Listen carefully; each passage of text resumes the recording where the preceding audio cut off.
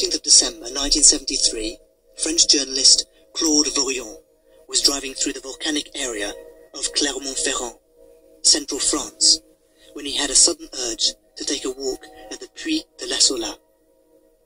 Suddenly, he noticed a bright, flashing light in the sky, heading in his direction.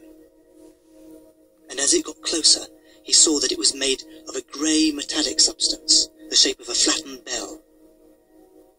His curiosity turned to anticipation as the machine approached him, until, when about 30 meters away, it stopped and hovered, still, just above the ground. A trapdoor opened below, unfolding into a staircase.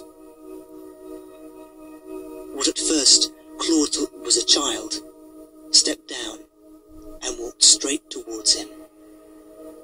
At a loss what to do, Claude acted as a true journalist and asked, "Where do you come from?"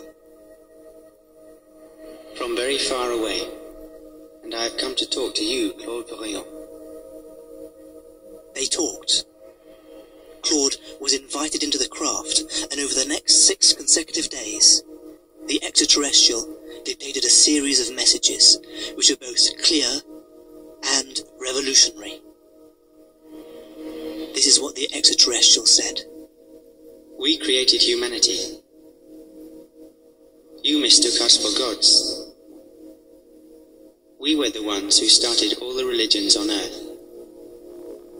And now that humanity is capable of understanding this, we would like you to build an embassy where we can land officially in front of everyone. A long time ago on our planet, we had reached a stage similar to the one you are in now. Our scientists were beginning to design life through the synthesis of DNA. The whole of our society watched with fascination as they created more and more sophisticated organisms, until one day they made a mistake. From then on, public opinion turned against these scientists, and they were forced to take their experiments elsewhere. They finally found a planet suitable for the creation of life. It was your Earth, and at the time had no life on it at all. It was completely covered with water and clouds. Many ancient texts point to the work of these scientific creators. Let's open the Bible at the book of Genesis, chapter 1, verse 12. They divided the waters which were under the firmament from the waters which were above the firmament. The waters below was the ocean. The waters above were the clouds. We dug with the help of enormous underwater explosions, creating huge holes into which the waters rushed, allowing dry land to emerge. An island formed, a continent, the original single continent. Let the waters under heaven be gathered together into one place, and let dry land appear. Genesis 1:9. On this single landmass, we set up 7 laboratories, one for each of our own 7 races, and began our experiments, synthesizing life.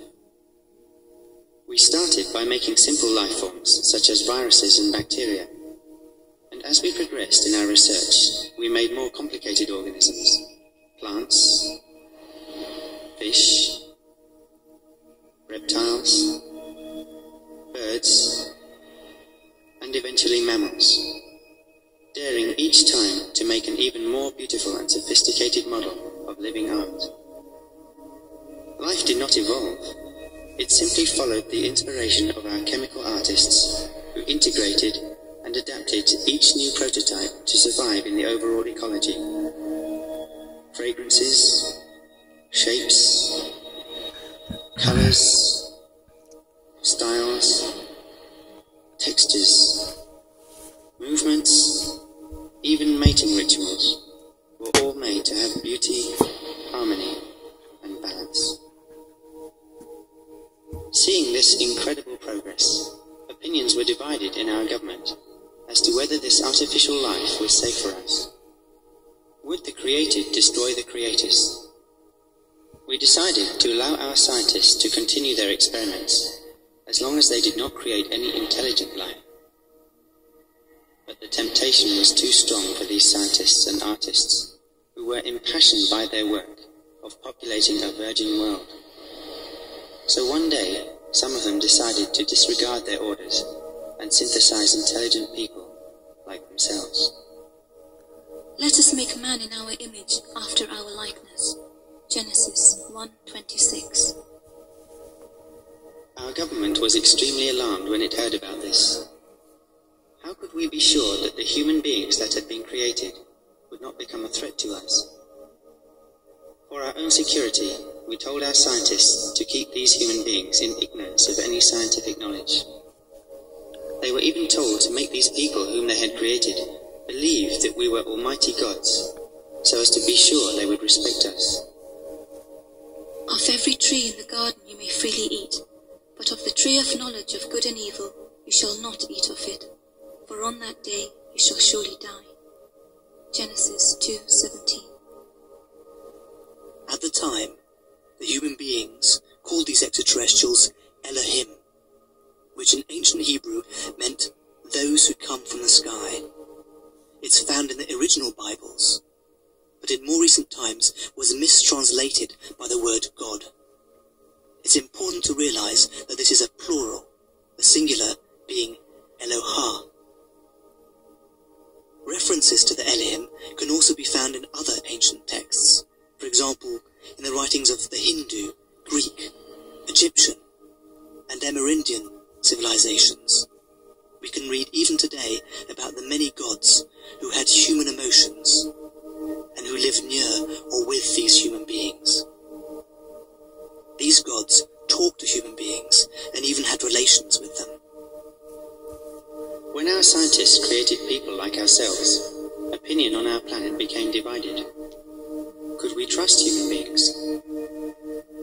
But there was a group of scientists who had begun to deeply love the human beings they had made. They wished to give them scientific knowledge so that they would be able to communicate as equals. Their love grew so much that this group decided to educate some humans and reveal to them the truth that creators and created are exactly the same. The serpent said unto the woman, Of the fruit of the tree which is in the midst of the garden you shall not surely die.